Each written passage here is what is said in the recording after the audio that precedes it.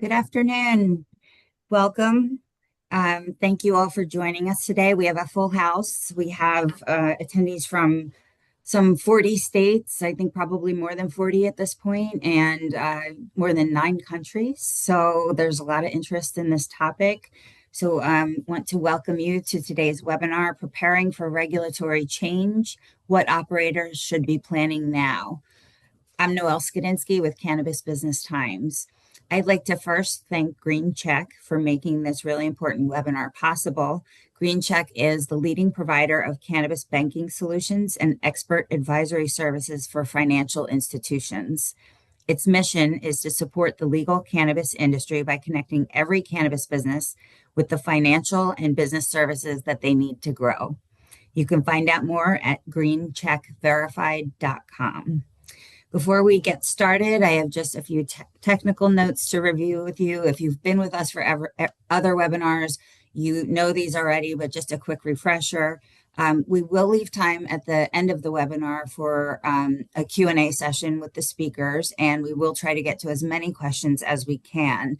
You can submit your questions at any time during the webinar, and if you would do so by putting them in the Q&A box, not in the chat. The chat is on the right-hand side of the screen. You should see a Q&A button at the bottom of your screen with a little question mark in it. If you're not seeing that, there should be 3 dots with a little more underneath that. If you click on those 3 dots, you should find the Q&A box. So if you would put your questions in there, again, put them in there anytime during the webinar. We'll get to as many as we can. And if we can't get to them all, our speakers have graciously offered to answer questions after the webinar, following up via email.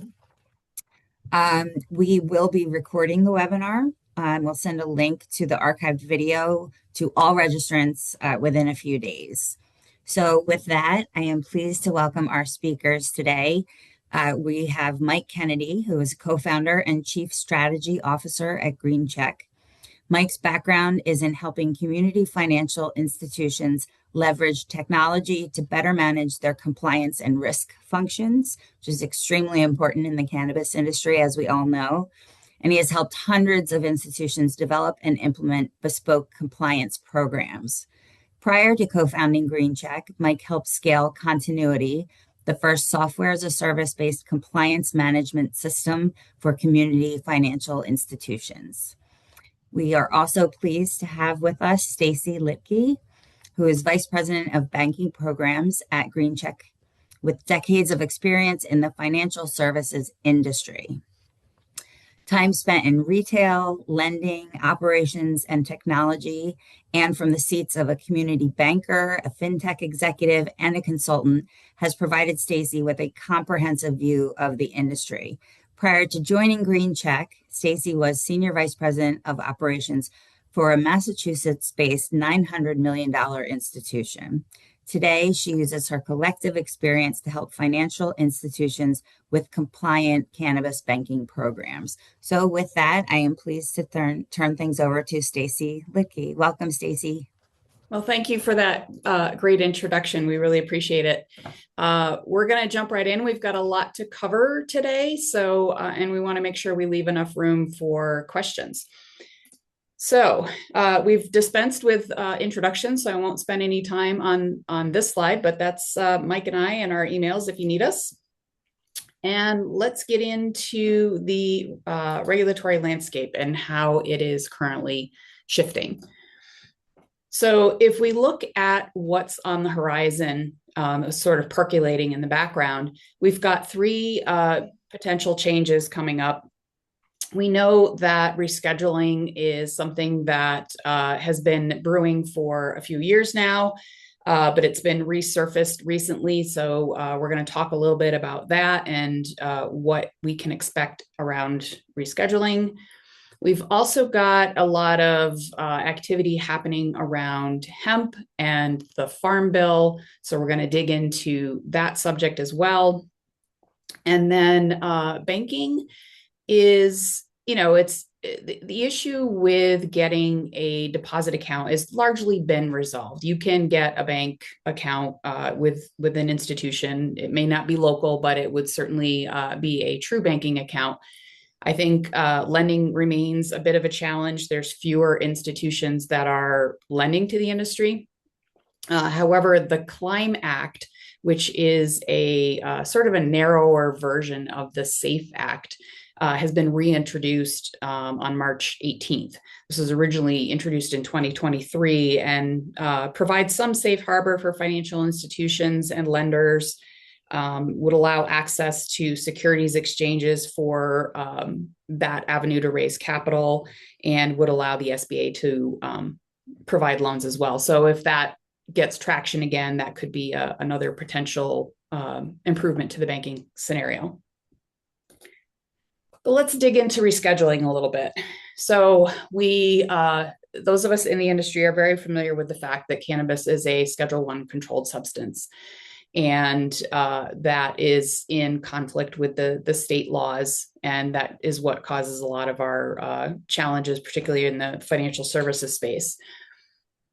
Back in 2022, the rescheduling process was restarted or started under the Biden administration, but it was halted in late 2024, early 2025 due to legal proceedings challenging the administrative hearings. So it got that far. The recommendation had come in from Health and Human Services.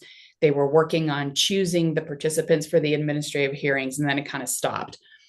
What we saw in December of this past year was the current administration signed an executive order asking the Department of Justice to expeditiously move that process forward, and supported the rescheduling of marijuana from Schedule I to Schedule III, which indicates that there is a medical use for the product. What happened after that in January is that the DEA came back and said, the executive order is nice, thanks for the support. However, we still have to go through all of these administrative steps in order to create the final ruling and a defensible record before the product can be rescheduled. So they raised their hand and said, we've still got to follow the process. And if we're following the process, we still have to resolve those legal issues. The good thing about rescheduling, or at least the activity that's happening in DC right now, is that it is a strong bipartisan support for the advancement of the cannabis industry.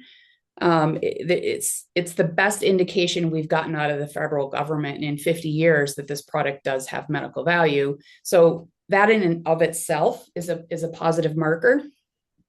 But there's some things we need to think about in that marijuana would still be a controlled substance. It would just be on a lower schedule, which means that the FDA is going to be more involved, not less involved. Schedule III status can reduce but not eliminate legal risks for financial institutions.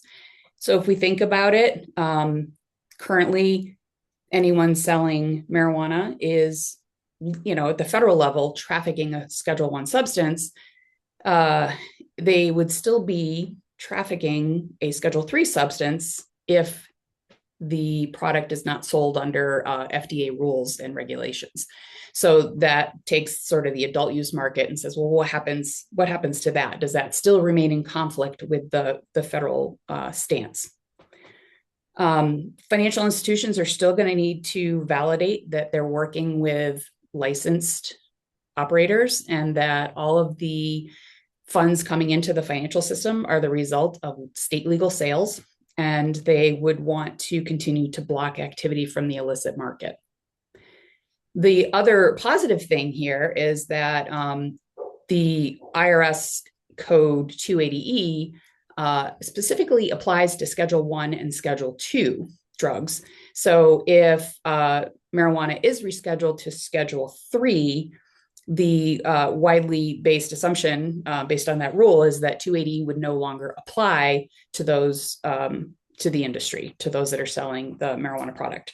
So that would certainly be a tremendous benefit to the industry in terms of profitability. Hey, Stace, in terms of strong signal of bipartisan support, I did just want to mention to our audience that the Cannabis Business Roundtable, a group of industry participants that advocate and lobby for initiatives in Washington to improve the cannabis industry met actually in DC just this week. And our CEO, Kevin Hart, was in attendance. I was able to catch up with him briefly, and I'm sure you'll be hearing from a number of publications, including from Green Check, about the exact results and expectations coming out of those set of meetings. But Kevin had mentioned that they met with a number of U.S. representatives representing both major parties, and there is a unanimous feeling of both support and momentum on a number of key initiatives that should bring some welcome change to the industry. So just wanted to share that with our audience. That's fantastic. Update right from the street. I love it. All right. So the other change that we're encountering going into 2026 is the changes around hemp-derived cannabinoids. There's been some effort to close the perceived loophole in the last Farm Bill from 2018. And this started back in November with the spending bill that was passed, PL 11937, which has a section in it specifically indicating that the 0.3% cap that previously was specific to Delta 9 THC is now specific to all THC. It is not singling out Delta 9. The other piece in that definition is that products cannot have more than 0.4 milligrams of total THC. So again, that would include all forms of THC per container. So they're trying to rein in some of the freedoms that have been in place around that Farm Bill. They're also looking at creating some exclusion for cannabinoids that are not capable of being naturally derived. So your Delta 8s, your Delta 10s that are synthetic.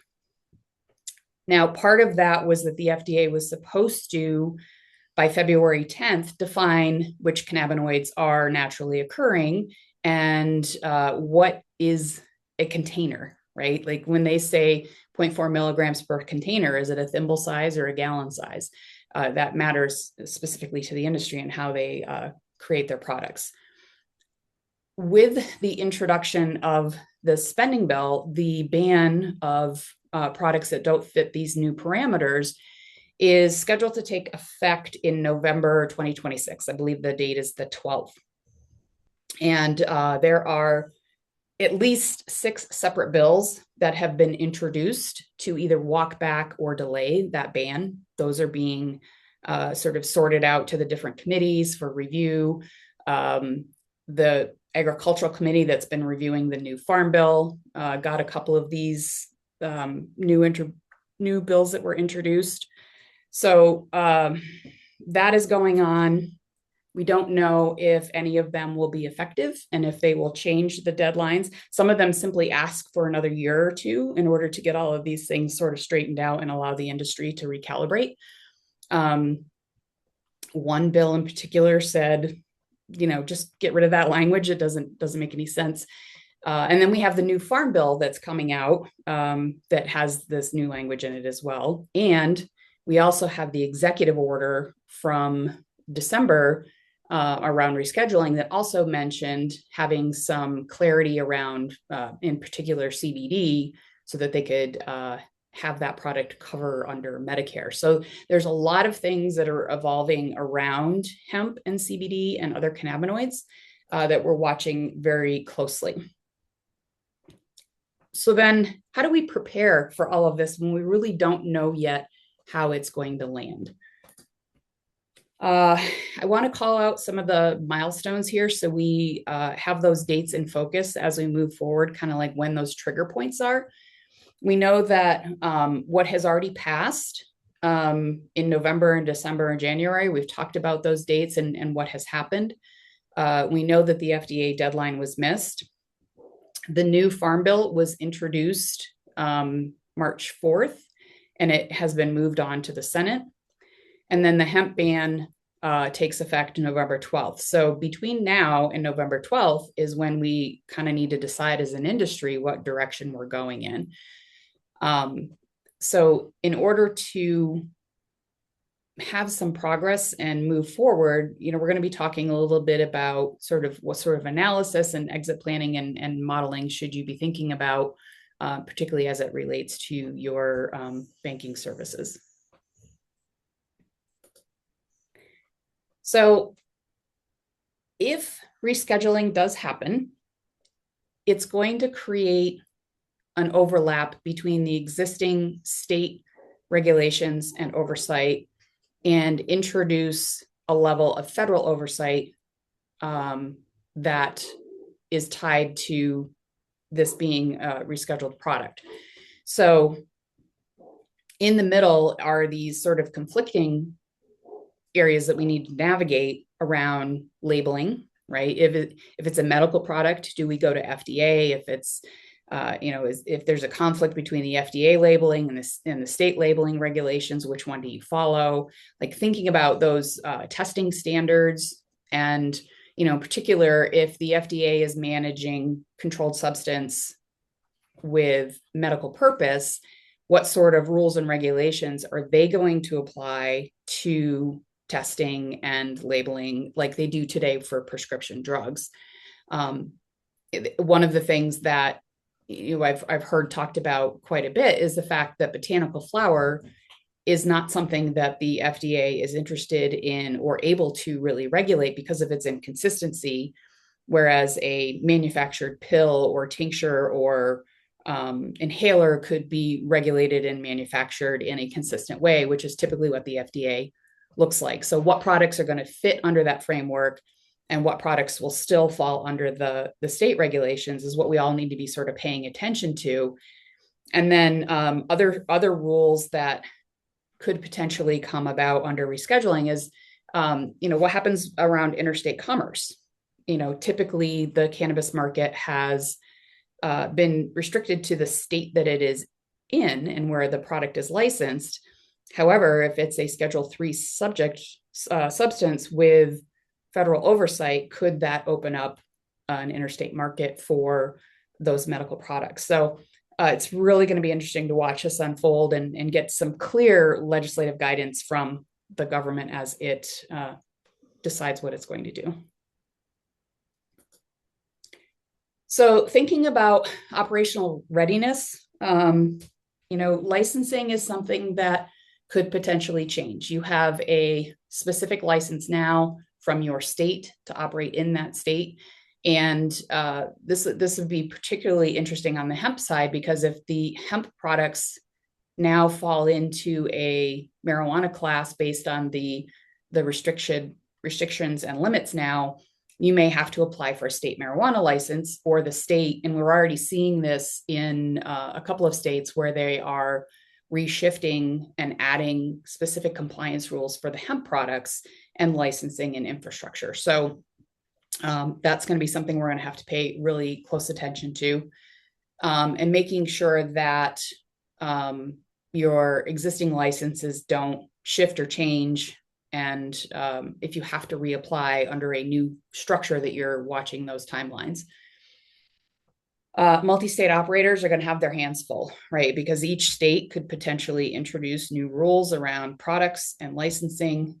So having somebody who is focused on that for your MSO and really watching what's going on at each of the states that you're working in would be strongly recommended. There are some supply chain things that we need to think about, going back to what we were just talking around rescheduling, opening up interstate commerce.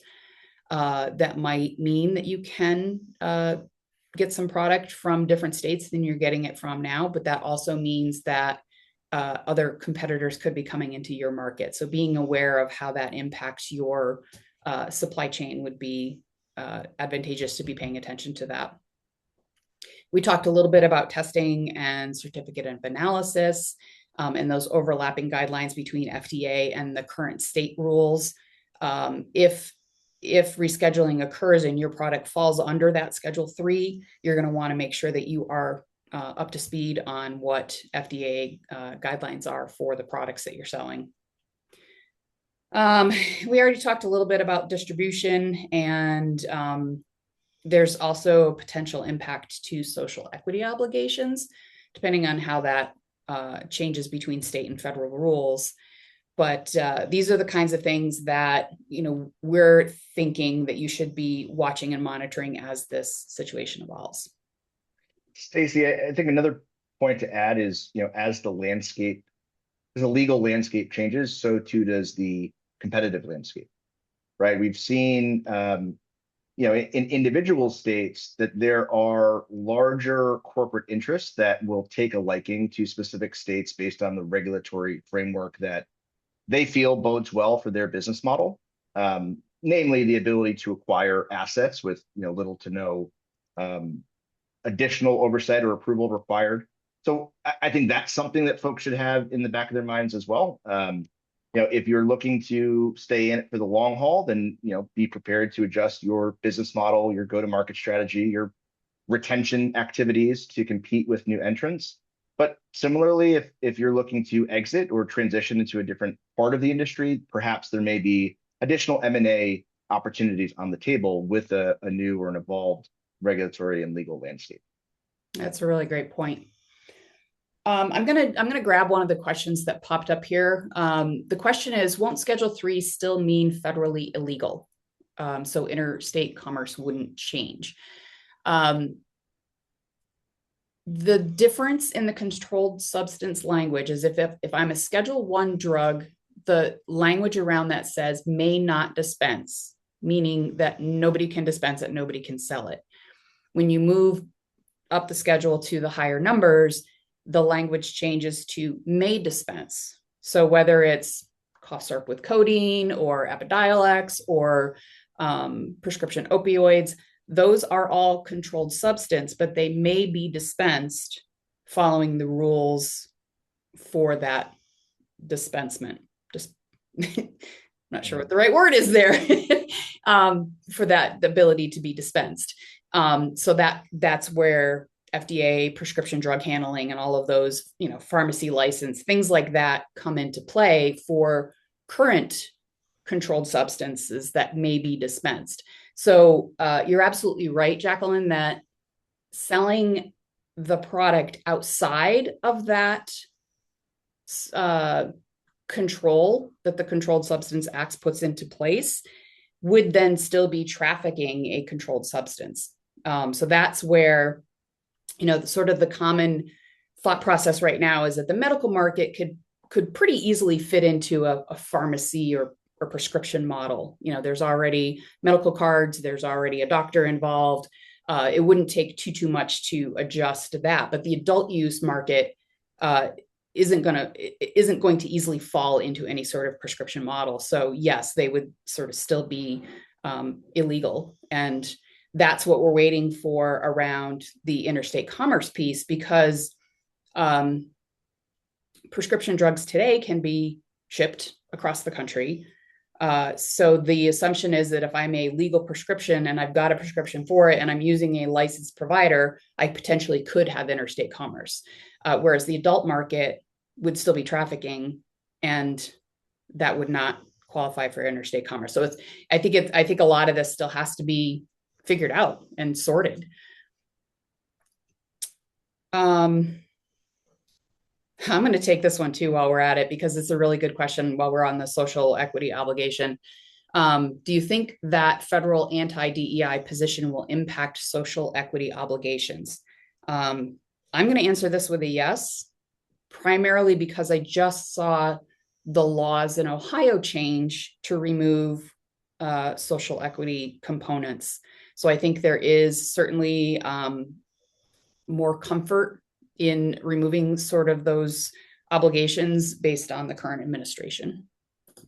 I'll push back maybe a tiny bit on that, Stace, because you said it yourself, Ohio changed, right? So yes, the sort of national climate is likely going to cause some changes in social equity, but it is still largely left up to the states, which is good news, right? It, much like, alcohol, if you want to open a liquor store, you need to go to the state alcohol board to obtain that license. So there has been no conversation about licensure becoming federalized, at least not that I've been made aware of. Mhm. But certainly, a state like Ohio, who may be trying to curry favor or jockey position with federal stakeholders, may use the federal government's sort of lax position on DEI requirements as a backstop. But in maybe naive reality, I feel that the states are still going to be making decisions based on what they feel is right for their constituents, and hopefully they'll make the right choices. Yeah, I mean you're likely right about that, Mike, because I think about my state of Massachusetts and they are very much pro DEI, blue state. I can't see them, stripping those obligations out. So that's a really good point. That's why you're here, to balance my perspective. Right, healthy back and forth. Well, speaking of perspective, I'll share a little of mine. Stacy has touched on 280E a number of times already today. There's a huge caveat here that we don't exactly know. No one exactly knows what's going to happen with 280E, but let's take the happy path, right? In rose-colored glasses, we see 280E being repealed or no longer applicable to the cannabis industry, and that would remove arguably the single largest structural disadvantage that legal cannabis operators face versus any other business in America. The numbers in the slide here speak for themselves. A 70% effective tax rate is what operators basically face today. Since most businesses pay taxes on profit, cannabis businesses that can't deduct their business expenses are effectively paying taxes on top line revenue. That's because, as many of the folks in this call know, under 280E, you're only allowed to deduct the cost of goods sold. Can't deduct rent, can't deduct payroll for your bud tenders, can't deduct marketing, insurance, legal, banking fees, none of it. The result is an effective tax rate that can hit 70% or higher, depending on your margin structure and where you sit in the supply chain. Think about what that means competitively. If you've got an illicit market that pays zero tax, a pure hemp competitor, at least until the ban takes effect, deducts everything. Licensed marijuana businesses are playing the game on the hardest level, and they're funding the system that's supposed to be leveling the playing field. It's a little bit ironic. Now, for those of you who are running vertically integrated operations, you have a slight advantage because you can allocate more costs to your cost of goods sold through cultivation and manufacturing. But a single licensed retailer, they're getting crushed. The cost of goods sold is basically just the wholesale flower cost, and everything else, every other dollar of overhead is non-deductible. Versus 21%, which is the standard corporate tax rate that is potentially available post rescheduling. Again, heavy emphasis on potential. If marijuana moves to Schedule 3, then the 280E prohibitions should no longer apply. Though there's still an open question about, is that for medical only? What about recreational? Right? Big disclaimer banners here. The code specifically targets Schedule 1 and 2 substances, as Stacy mentioned earlier. So that would mean for the first time, cannabis operators could be treated like a normal business in terms of the federal tax code. So if we think about that, the swing from 70% to 21% is not a minor improvement. It's fundamental. It's a restructuring of your P&L. So let's take an example. If you're doing $3-4 million in revenue, let's say 50% gross margin, $1.5 million in operating expenses that you can't deduct, that means you can only, or you have to pay taxes on 50% of your total revenue. So $2 million. At a blended effective rate, that could be north of $600,000 annually. Under a 21% treatment for full deduction, your taxable income drops to $500K because the operating expenses that you couldn't deduct under 280E, the 1.5, would be deductible. So now your federal bill is about $100,000, $105,000. That's a $500,000 difference on a $4 million operation. For larger operations, scale that up. It's not incremental, it's transformation. And that transformational change could result in $2 billion of estimated industry savings. That's across the entire industry. So every touch of the supply chain is taken into account here. That's not adding $2 billion in sales, right? That's happening regardless. Demand continues to increase. The size of the market is increasing. We're saying $2 billion worth of saved expense going back into the industry. So that allows folks to, increase their profit margins. The ability to hire and grow. But another thing it changes is the investment thesis. So one of the biggest reasons that institutional capital, namely banks and other institutional lenders, have stayed away from cannabis is, in addition to the federal legality, bankruptcy law, et cetera, purely on a numbers basis, the math doesn't really work under 280. How can you afford to carry a debt service on $100,000 or $100 million note when you're already paying a 70% tax rate? Many businesses can't, they just simply can't afford that from a cash flow perspective. When you remove that constraint and open the door, you could open the door to a different class of investor and lender. And certainly here at GreenCheck, we are super excited about the positive momentum we're seeing from capital providers that are both currently serving the space as well as looking to enter in the very near future. Again, big caveats. Timing is uncertain. The IRS has not issued transition guidance. And my last sort of thought on the previous slide is just don't spend the savings before they exist. I see a comment in the thing here. Will 280E be applied retroactively? Stranger things have happened, but I'm going to say hard no. So again, just be prudent, be optimistic, but be prudent. Speaking of, so how do you get ready?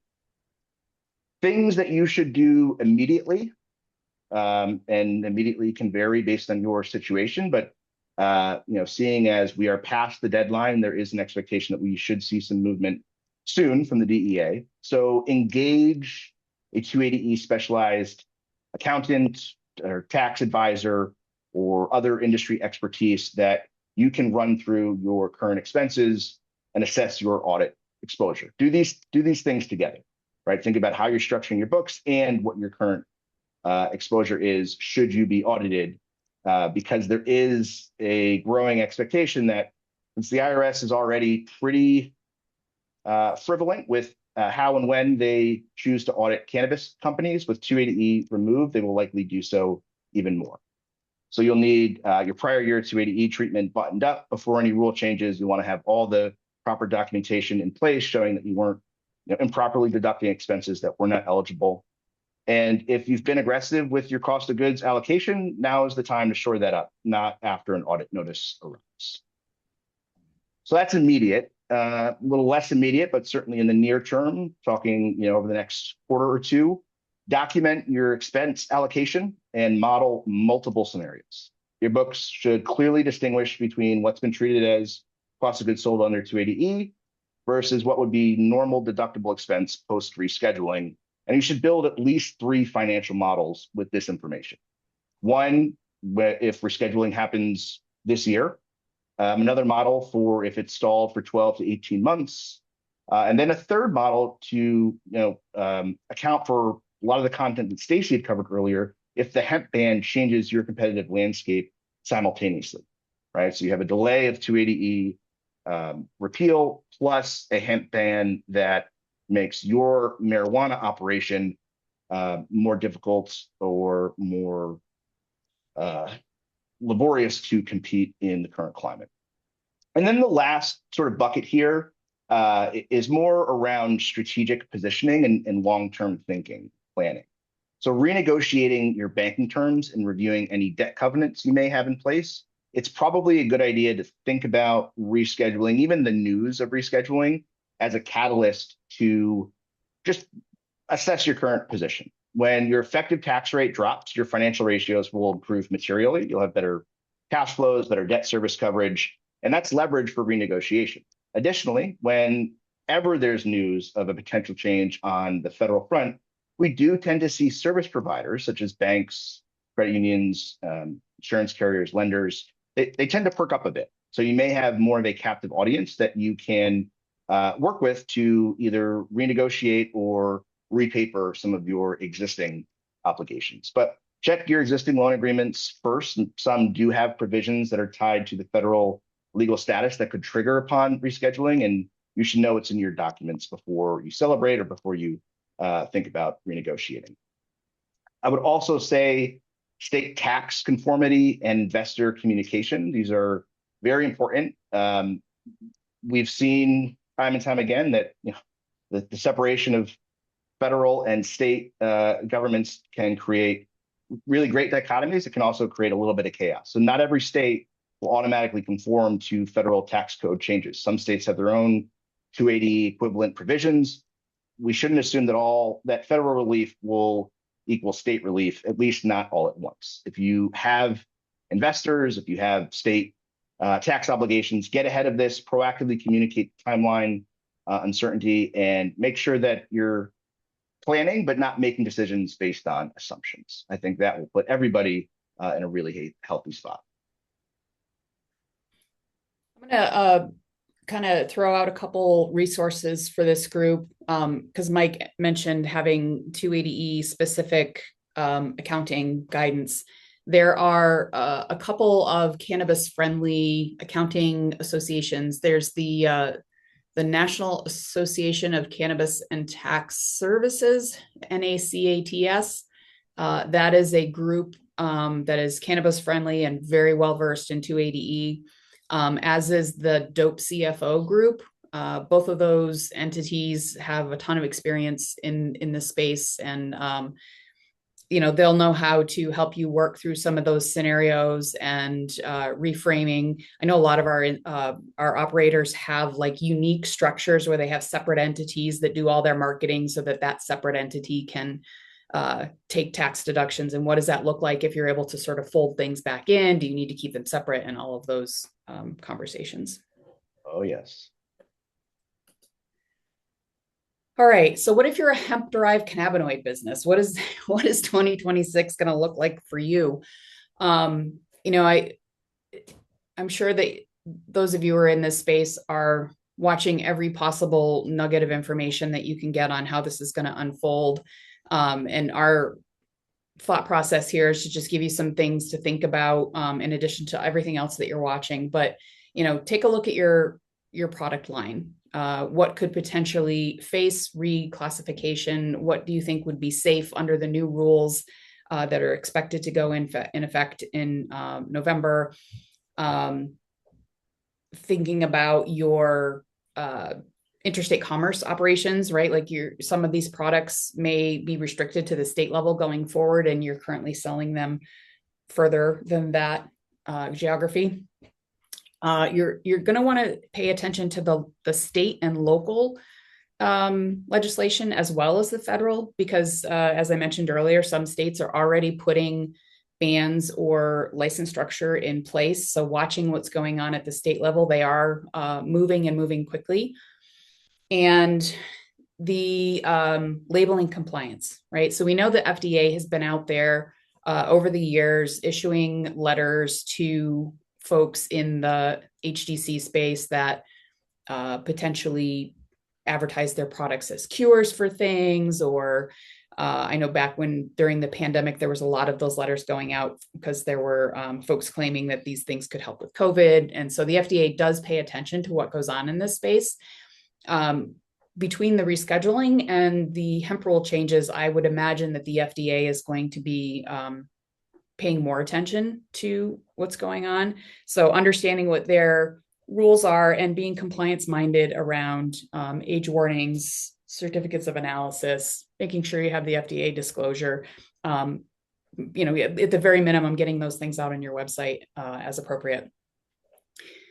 Thinking about your channel strategy, because again, the understanding where you're currently doing interstate and online e-commerce, you might need to tighten that up depending on where your state lands for rule changes.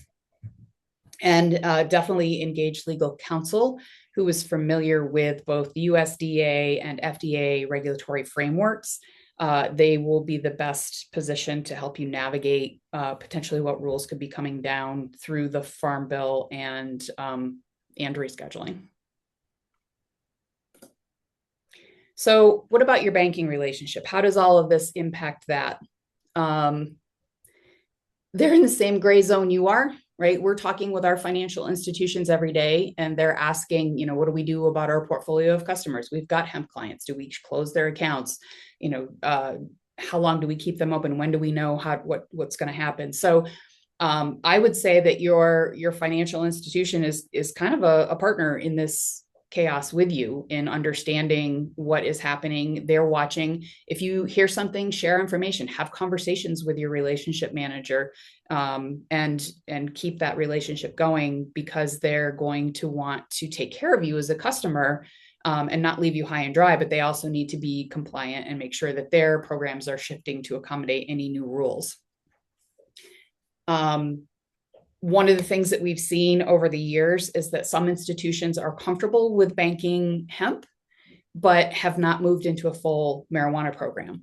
So if you're working with one of those institutions, and the new rules shift your product to more of a marijuana classification because of the new limits, you might be in jeopardy of losing your account.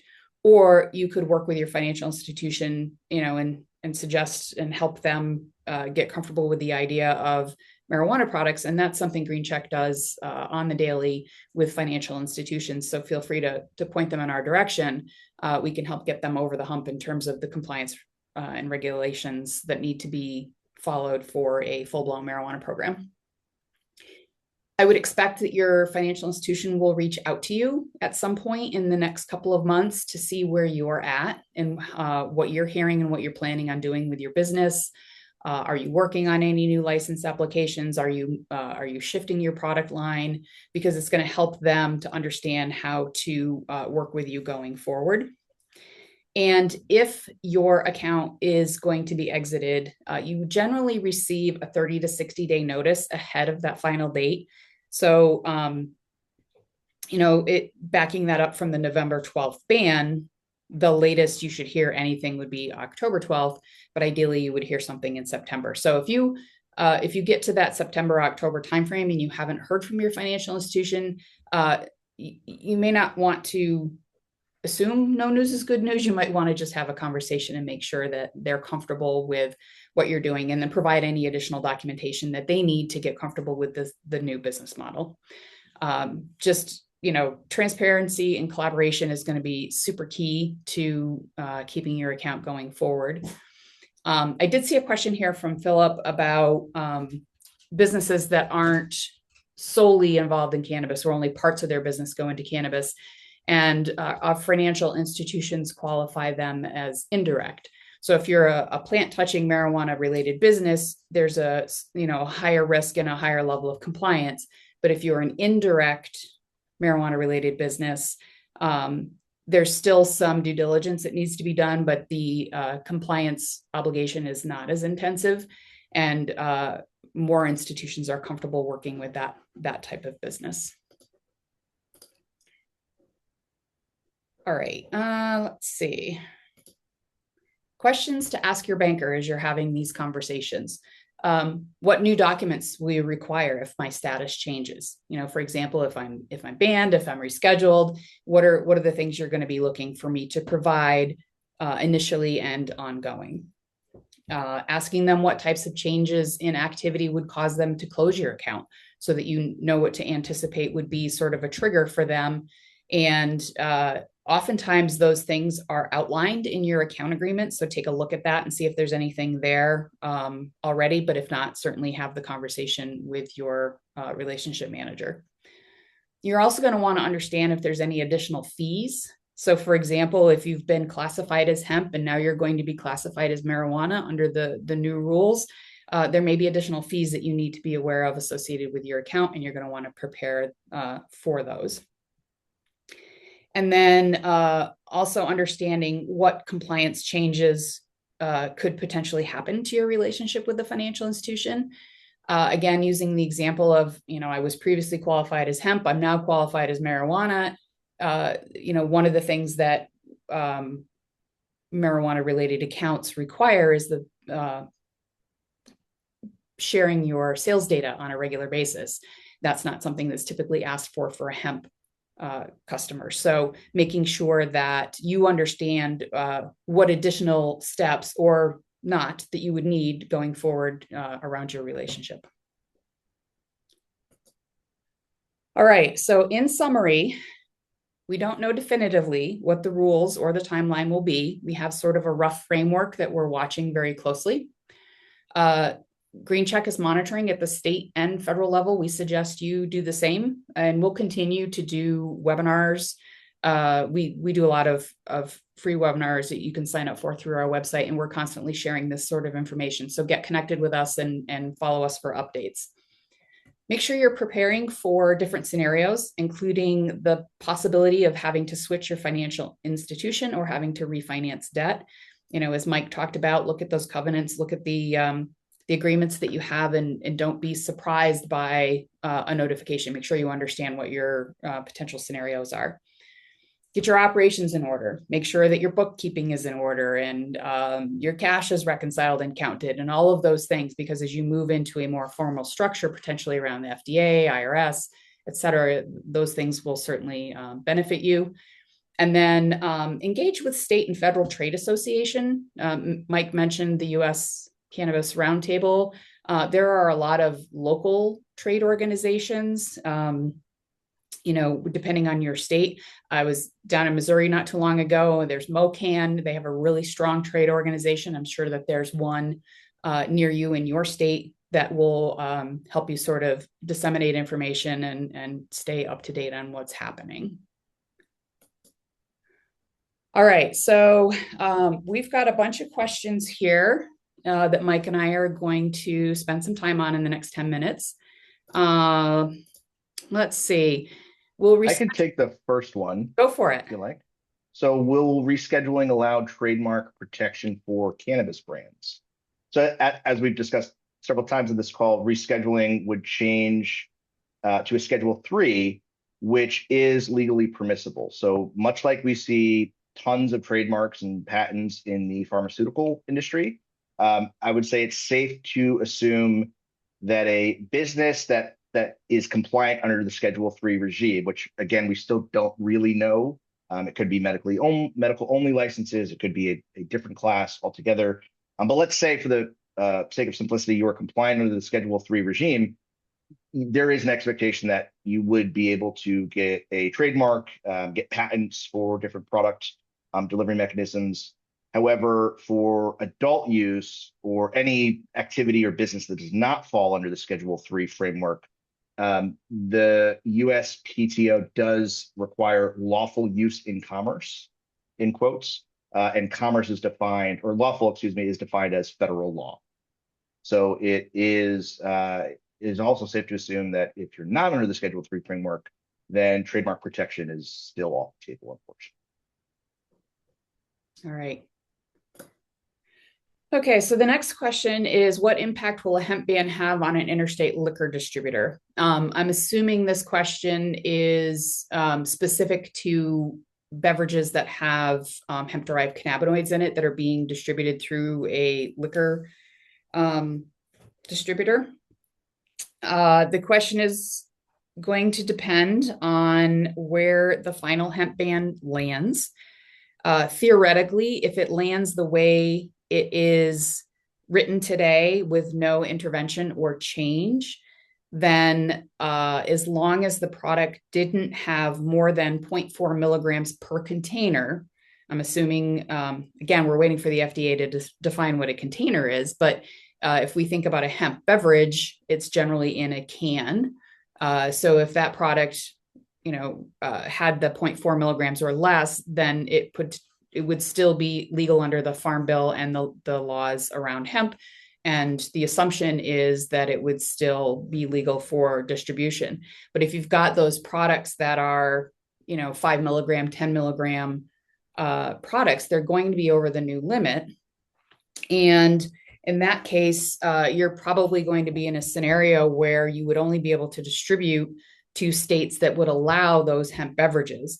And the hemp beverages has been certainly a hot button for this whole change because there is a huge market. I had heard at one point there's like 7,500 hemp distributors and manufacturers in Texas. Like there's thousands of them out there that are going to be impacted by this. So those things have been lobbied very hard and very separately to be able to keep the hemp beverage industry afloat. So I would imagine that there will be some clear rules. I'm hopeful that there are some clear rules around hemp beverages and how they can be distributed as the rules unfold. Okay, Mike, this last question here, do you understand the question? How do you stop looping? Yeah. If I knew that, I would tell the regulators and they would implement it. It's looping, for those that don't know, is the idea of a customer or patient purchasing up to their legal limit at one dispensary and then going to another wholly unrelated dispensary and purchasing again against their limit. In certain states, this is mediated by the state seed to sale tracking system. If you have a real-time integration with your point of sale, you are able to typically see the patient or customer's allotment. But in a lot of cases, it's sort of opaque to the operator. On a personal level, I feel that this is an unjust rule that dispensaries are held to because, if somebody walks into your bar drunk and you still serve them alcohol, yeah, you should be held liable for that. But if somebody walks in your dispensary, unbeknownst to you, they had just come from a dispensary across the city, you have no way of validating that. And for that to be something that is heavily scrutinized for dispensary operators, I think is a bit unfair. So unfortunately, I don't have a clean answer for how you stop looping. Ask the customer if they're looping, and if they say no, then make them sign a document. I don't know. Okay. We have just a few minutes left. If anyone has any more questions, go ahead and throw them out into the Q&A. In the meantime, I will share on our screen here that Mike and I, our emails are here for you if you have any other questions. Feel free to also connect with us on LinkedIn. We are always posting information about what's going on, webinars, thought leadership. We're constantly sharing information. So give us a follow, reach out to us if you need us. There is a knowledge library on our website for past webinars. There's some lending webinars out there. There's cannabis focused, there's financial institution focused. We have information about our marketplace. So there's all sorts of valuable resources out there. Question from Nancy about whether or not we will share the presentation. Absolutely. We have shared it with Cannabis Business Times, and they will be sending you both the presentation and the recording within a few days after the completion of the webinar today.